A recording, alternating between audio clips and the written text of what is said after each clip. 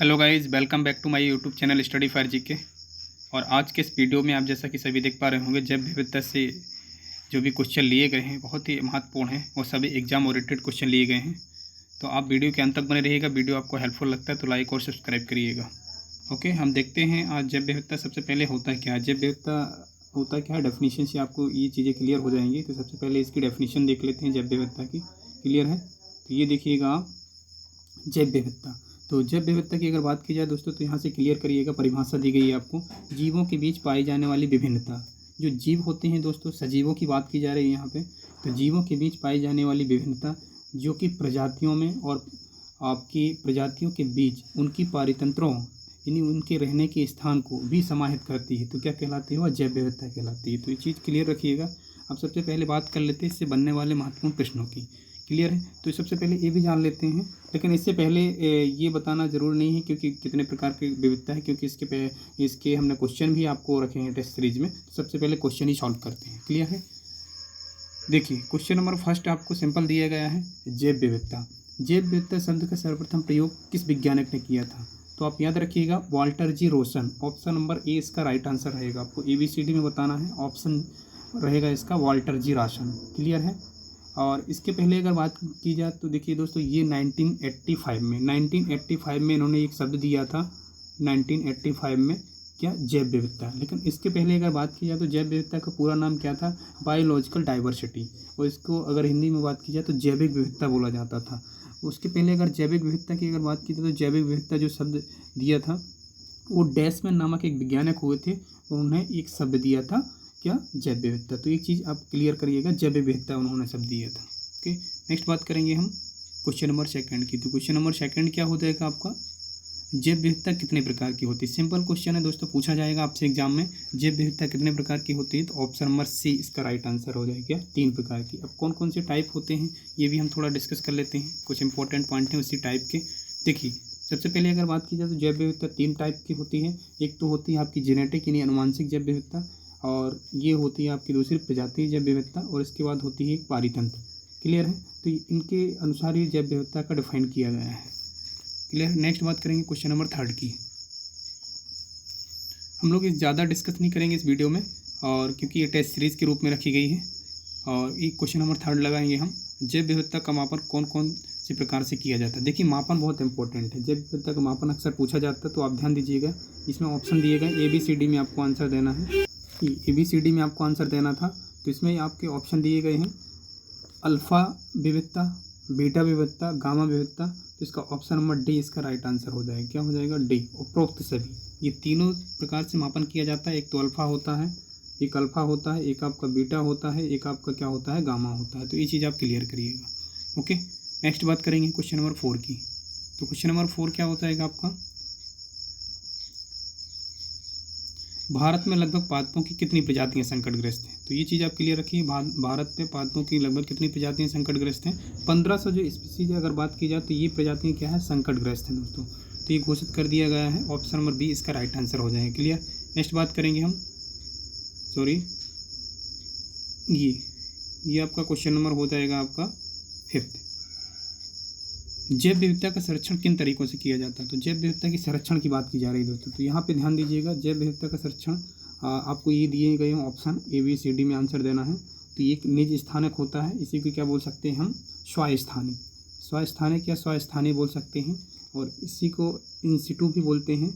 और ये देखिए दूसरा दिया है आपको पर स्थानिक, और तीसरा आपको ए और बी दोनों दिया है। तो इसका राइट आंसर क्या हो जाएगा? जैव विविधता का जो टाइप है अगर बात की जाए संरक्षण, तो संरक्षण 2 प्रकार से ही किया जाता है। एक तो निज स्थानक, जो जहाँ जीव रह रहे हैं वहीं बचा लिया जाए, जैसे कि आपका क्या हो जाएगा? निज स्थानक में, स्वास्थानीय में क्या आ जाएंगे आपके? जैसे कि राष्ट्रीय उद्यान वगैरह हो गया आपका, और अभ्यारण्य वगैरह, ये किस में आ जाएंगे? आपके निज स्थानक में आ जाएंगे, इस वाले में आ जाएंगे, निज स्थानक में। क्लियर है। और इसके अलावा हम बात करें किसकी?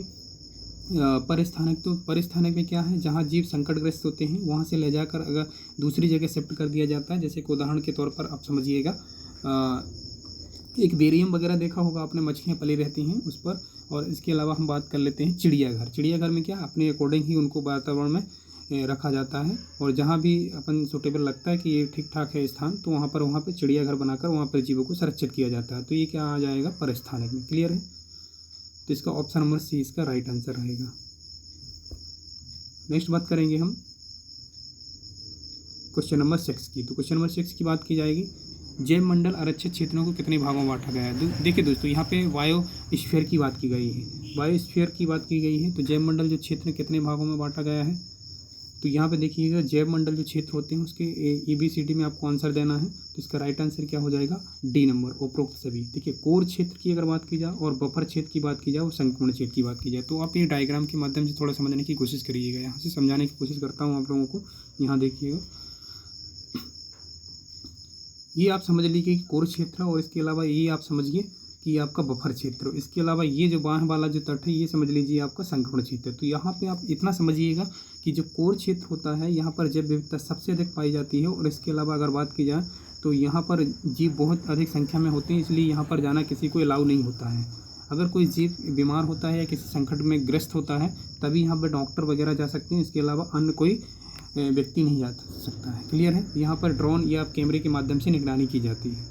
और दूसरा जो क्षेत्र होता है ये आपका बफर क्षेत्र। तो बफर क्षेत्र में अगर बात की जाए तो बफर क्षेत्र में आप रिसर्चर वगैरह जो साइंटिस्ट वगैरह होते हैं या छात्र जो पर्यावरण या एनवायरनमेंट से संबंधित जानकारी लेना चाहते हैं, अध्ययन करना चाहते हैं, उससे संबंधित यहाँ पे जानकारी ले जा सकते हैं। किसमें, ई बफर क्षेत्र में। संपूर्ण क्षेत्र में क्या होता है, सरकार की जो भी गतिविधियाँ होती हैं, ये योजना वगैरह होती हैं, इसमें लागू की जा सकती हैं। क्लियर है। तो ये आप क्लियर करिएगा जैव मंडल में, बायोस्फीयर में। अब हम बात करेंगे नेक्स्ट ये क्वेश्चन नंबर 7। क्वेश्चन नंबर 7 क्या हो जाएगा आपका, भारत में जैव विविधता कौन कौन संरक्षित क्षेत्र है, मतलब भारत के कौन कौन से संरक्षित क्षेत्र हैं जैव विविधता के लिए। तो ये आप ध्यान दीजिएगा, भारत में कौन कौन से संरक्षित करने के लिए क्षेत्र हैं, ये आपका उपरोक्त सभी हो जाएगा। कौन कौन से, देखिए हमने पहले बताया था आपको कि जैव विविधता का जो संरक्षण होता है एक तो राष्ट्रीय उद्यान के रूप में किया जाता है और वन्यजीव अभ्यारण्य के रूप में किया जाता है, एक संरक्षण क्षेत्र होता है, एक सामुदायिक क्षेत्र होता है। तो ये ऑप्शन नंबर सभी सही हो जाएंगे, ऑप्शन नंबर ए इसका राइट आंसर रहेगा। क्लियर है। अब नेक्स्ट बात करेंगे हम किसकी, क्वेश्चन नंबर 8 की। तो क्वेश्चन नंबर 8 क्या हो जाएगा, ये आपका भारत का पहला राष्ट्रीय उद्यान। देखिए बहुत इंपॉर्टेंट क्वेश्चन है, काफ़ी बार एग्जाम में भी रिपीट हुआ क्वेश्चन है। भारत का पहला राष्ट्रीय उद्यान कौन सा है, आपको ABCD बताना था। तो ये ऑप्शन नंबर ए इसका राइट आंसर हो जाएगा। अगर इसकी बात की जाए तो आप ध्यान दीजिएगा, पहले हैली नेशनल पार्क के नाम से जाना जाता था, अब इसका अभी भी नाम चेंज हो गया है, आप ध्यान दीजिएगा। यहाँ पर क्या है कि जिम कॉर्बेट राष्ट्रीय उद्यान जो है उत्तराखंड में स्थित है, और इसमें क्या है, जिम कॉर्बेट राष्ट्रीय उद्यान से ही क्या गुजरती है, नदी गुजरती है बीचों बीच से, जिसे रामगंगा कहा जाता है। रामगंगा नदी गुजरती है। तो रामगंगा नदी गुजरने के कारण इसका नाम क्या कर दिया गया, वर्तमान में इसका रामगंगा राष्ट्रीय उद्यान कर दिया गया। तो आप ध्यान दीजिएगा, इंपॉर्टेंट है, पूछा जा सकता है आपसे एग्जाम में। उसके अलावा इसकी बात की, अगर स्टेब्लिश की बात की जाए तो आप याद रखिए 1935 में स्टेब्लिश हो चुका था ये। क्लियर है। नेक्स्ट बात करेंगे हम क्वेश्चन नंबर 9 की। तो क्वेश्चन नंबर 9 क्या हो जाएगा आपका, वन्यजीव संरक्षण अधिनियम कब पारित किया गया था। देखिए वन्यजीव संरक्षण अधिनियम की बात की जा रही है, जो वन में जीव पाए जाते हैं उनको सुरक्षित करने के लिए कब अधिनियम आया था। तो इसका ऑप्शन नंबर क्या हो जाएगा, सी। 1972 में ये अधिनियम आया था। तो ये आपको याद रखना है, इंपॉर्टेंट है, 1972 इसका राइट आंसर हो जाएगा। क्लियर है। नेक्स्ट बात करेंगे हम क्वेश्चन नंबर 10 की। तो क्वेश्चन नंबर 10 क्या है, वन संरक्षण अधिनियम। देखिए वहाँ वन्य जीव संरक्षण है, थोड़ा डाउट क्लियर करिएगा। और वन्य जीवों के लिए संरक्षण करने के लिए, वनों को संरक्षण करने के लिए। तो ये सिंपल है, ये आपको ABCD में, इसमें भी ABCD आपको आंसर देना था। तो इसका ऑप्शन नंबर ए इसका राइट आंसर हो जाएगा। क्या हो जाएगा, 1980 में। ओके। नेक्स्ट बात करेंगे हम, कुछ इसके इंपॉर्टेंट पॉइंट हैं वो भी देख लेते हैं हम। ये देखिएगा, ये जैव विविधता अधिनियम। देखिए दोस्तों ये भी पूछा जाता है जैव विविधता अधिनियम कब आया था। तो जब जैव विविधता अधिनियम 2002 को पारित किया गया था। और ये चीज़ और क्लियर करिएगा, भारत में अब तक कितने बायोस्फीयर रिजर्व हैं, 18 बायोस्फीयर रिजर्व में। कितने हैं, 18। और इसके अलावा बात की जाए तो यूनेस्को में कितने शामिल किए गए हैं, ये 10 नहीं है, यहाँ पे याद रखिएगा 12 यूनेस्को में शामिल हो चुका है। अंतिम रूप से अगर बात की जाए तो पन्ना बायोस्फीयर रिजर्व को 2 नवंबर 2020 को, कब, 2 नवंबर 2020 को यूनेस्को में शामिल कर लिया गया है। तो ये आप याद रखिएगा, पूछा जा सकता है आपसे एग्जाम में। क्लियर है। ये बात कर लेते हैं क्वेश्चन नंबर 11 की। तो क्वेश्चन नंबर 11 क्या हो जाएगा, भारत का पहला जैव मंडल आरक्षित क्षेत्र। देखिए पहला बायोस्फीयर, अभी क्या पूछा था हमने, राष्ट्रीय उद्यान पूछा था आपसे, पहला राष्ट्रीय उद्यान कौन था तो वो आपने आंसर दिया। इसके अलावा आप बात करते हैं पहला बायोस्फीयर रिजर्व की, सबसे पहला बायोस्फीयर जो रिजर्व था वो नीलगिरी था। कौन था आपका? ऑप्शन नंबर ए इसका राइट आंसर हो जाएगा नीलगिरी बायोस्फीयर रिजर्व। ये आप ये भी याद रखिएगा, इस्टेब्लिश तो कब हो चुका था? 1986 में इस्टेब्लिश हो चुका था, यानी 1986 में इस्टेब्लिश हो चुका था। लेकिन बायोस्फीयर में कब शामिल किया गया था? ये पहला बायोस्फीयर रिजर्व है जो यूनेस्को में भी शामिल किया गया था, तो ये भी याद रखिएगा। तो ये शामिल हो चुका था आपका 2000 में, सन 2000 में ये शामिल कर लिया गया था यूनेस्को में।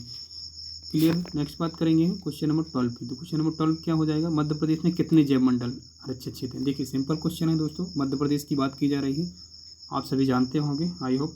देखिए ऑप्शन नंबर सी इसका राइट आंसर हो जाएगा क्या? 3। कितने हैं जैव मंडल आरक्षित क्षेत्र? कितने हैं मध्य प्रदेश में? 3 हैं। तो आप सभी जानते होंगे, जैसा कि आप ये पचमढ़ी नाम सुना होगा आपका, पहला बायोस्फीयर रिजर्व है मध्य प्रदेश का। कौन सा? पचमढ़ी। ये आपका पचमढ़ी। और इसके अलावा फिर क्या है आपका? एक हो जाएगा पचमढ़ी बायोस्फीयर रिजर्व जो 1999 में इस्टेब्लिश हो चुका था, लेकिन 2009 में ये शामिल किया गया था यूनेस्को में। और इसके अलावा एक होता है अमरकंटक, अचानकमार अमरकंटक। दूसरा क्या है आपका? अचानकमार अमरकंटक हो जाएगा। ये 30 मार्च 2005 को इस्टेब्लिश हो चुका था। कब हो चुका था? 2005 को। लेकिन ये यूनेस्को में कब शामिल किया गया था? 2012 में। कब? 2012। ये डेटा क्लियर करिएगा दोस्तों, यहाँ से क्वेश्चन बनने की ज़्यादा संभावना होती है। क्लियर है। ये मध्य प्रदेश और छत्तीसगढ़ एरिया में भी फैला हुआ है। और एक हो जाएगा आपका पन्ना बायोस्फीयर रिजर्व। पन्ना बायोस्फीयर रिजर्व जैसे कि हमने पहले चर्चा कर ली है, ये आपका शामिल किया गया था यूनेस्को में 2 नवंबर 2020 को, और इस्टेब्लिश हो चुका था 2011 में। पन्ना जो इस्टेब्लिश हुआ था, आप याद रखिएगा 2011 में इस्टेब्लिश हुआ था। कब हुआ था? 2011 में। तो इतना क्लियर करिएगा, 2011 में पन्ना राष्ट्रीय बायोस्फीयर रिजर्व। अब बात करते हैं क्वेश्चन नंबर 13 की। भारत में कितने जैव मंडल आरक्षित क्षेत्र हैं? देखिए पहले एक पॉइंट था, हमने उसमें भी डिस्कस किया है, ये क्वेश्चन भी आपसे पूछा गया है। ये पूछा जा रहा है आपसे कि भारत में कितने जैव मंडल यानी कितने बायोस्फीयर रिजर्व हैं। तो ओवरऑल अगर बात की जाए ओवरऑल इंडिया की, तो भारत में कितने बायोस्फीयर रिजर्व हैं? ये करेक्ट डाटा है, वो आप याद रखिएगा, वर्तमान का डाटा प्रेजेंट का। तो ये आप याद रखिएगा, सी नंबर ऑप्शन राइट रहेगा इसका, सी नंबर ऑप्शन राइट रहेगा। 18 बायोस्फीयर रिजर्व हैं। कितने बायोस्फीयर? लेकिन इसमें आपको ध्यान देने वाली बात ये है कि 12 जो बायोस्फीयर रिजर्व हैं वही यूनेस्को में शामिल हैं, शेष बचे हुए आपके बायोस्फीयर रिजर्व हैं ओनली। क्लियर है। नेक्स्ट बात करेंगे हम क्वेश्चन नंबर 14 की। तो क्वेश्चन नंबर 14 क्या हो जाएगा आपका? भारत का पहला राष्ट्रीय उद्यान कौन सा है?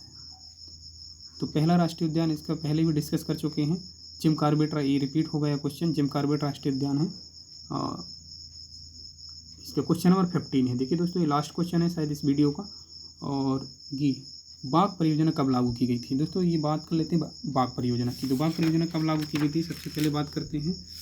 तो इस परियोजना की अगर बात की जाए तो 1973 में बाघ परियोजना 1 अप्रैल भी आप याद रख सकते हैं, 1 अप्रैल 1973 को बाघ परियोजना लागू कर दी गई थी। क्लियर है। और इसके अलावा एक गिर परियोजना भी होती है दोस्तों, और गिर परियोजना क्या होती है? गिर परियोजना भी 1973 को ही लागू की गई थी। कौन सी? गिर परियोजना।